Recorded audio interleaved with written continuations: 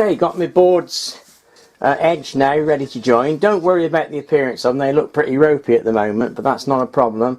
And don't worry about the odd hole.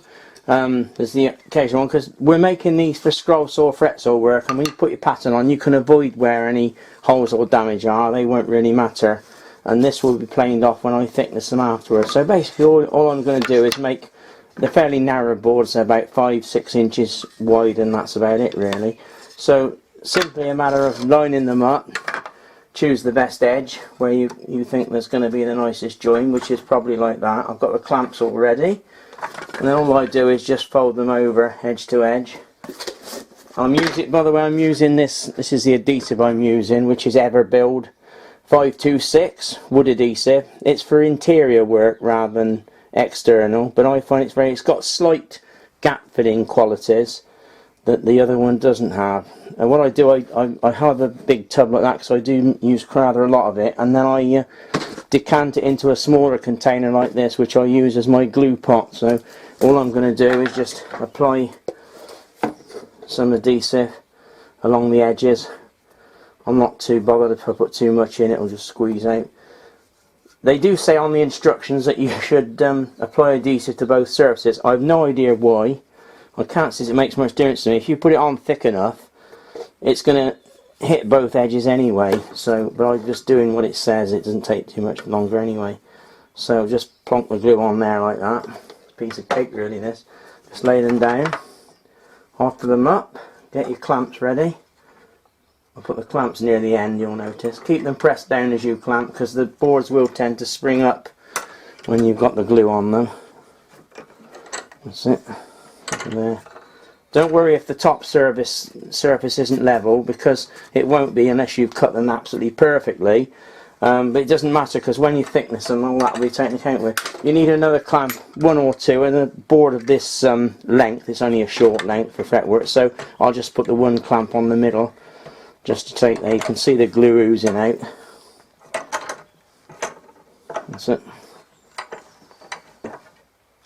And that's basically it. All you've got to do now is leave that to dry. Generally speaking, I'll leave them overnight, but I mean, it does say about 4 hours I think, but I leave them overnight usually and do them the next day. So having done that bit, we'll go on to the next stage. This is one I did earlier. It's mahogany this time. It's a piece of an old door frame. So I'm going to run this through the thicknesser and you'll see what it comes out like.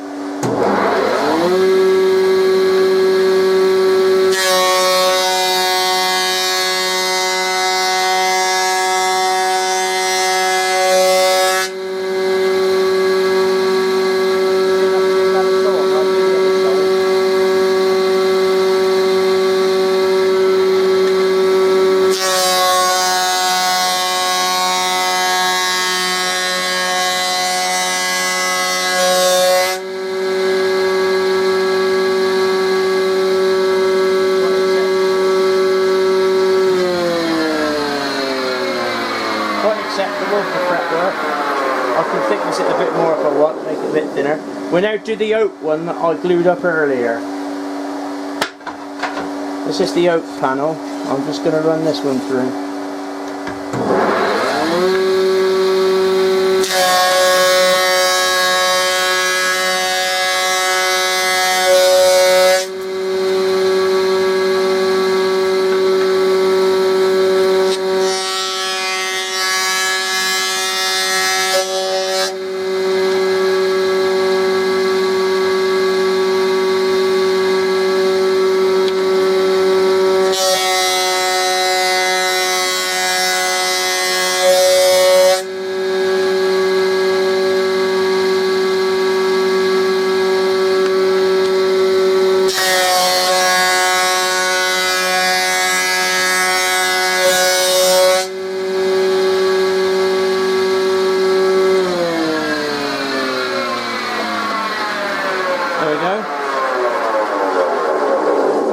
Horrible noisy thing, that thicknesser.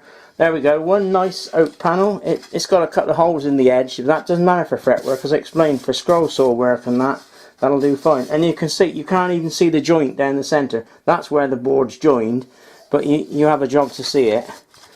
So it's a perfectly serviceable panel for making fretwork from basically the front of an old drawer, and that's how I do mine anyway. So there you go. Just to show, these are some of the small panels I've made up in the last couple of days for fretwork, scroll saw work. They're all joined by just 2 strips glued together, and you can't see the joint. It's perfectly good for fretwork. It'll never come apart. They're not very wide, but it's amazing what you can make. This is, just show you, this is little oak. This is made from one of the oak panels. It's just a little back of a box I was making with a fancy pattern on the top. And there's all sorts of things you can make from these little panels. And I say this wood is far better than a lot of stuff you can actually buy. I mean, it's not easy buying oak these days from normal timber places anyway. And this is recycling. It's old chest of drawers that somebody threw out. They didn't want it. I took it off her hands gladly. I got some useful plywood off the back, and the drawer fronts that I've made these from, and the side panel to the drawer, which is a softer material, would also be useful for further work. So nothing's wasted. Even any bits and pieces off the ends, I put them on the fire. We've got a fire in the house, a coal fire, and we just burn bits of wood on there as well. And the sawdust we put on the compost heap, so nothing's basically wasted. Anyway, that's the way I do it. I hope it's some use to somebody. It's probably a bit boring to most people, but never mind, somebody out there might one day find it useful. Thanks for watching. Bye.